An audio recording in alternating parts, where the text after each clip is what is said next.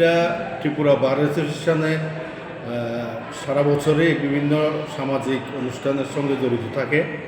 যেমন আমরা বন্যার সময় ত্রাণের হাত নিয়ে রামকৃষ্ণ মিশনের মাধ্যমে আমরা অনেকগুলি অনুষ্ঠান করেছি। Blood donation camp bar association প্রত্যেক বছর করে।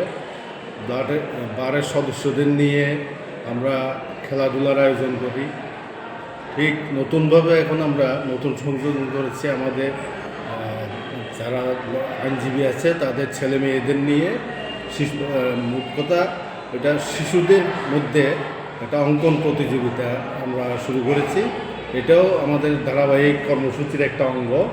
আজকে এখানে মোটামুটি 100 জন প্রতিযোগী 4 থেকে 15 বছর বয়সের মধ্যে 3টা গ্রুপে আমরা একটা অঙ্কন প্রতিযোগিতার আয়োজন করেছি।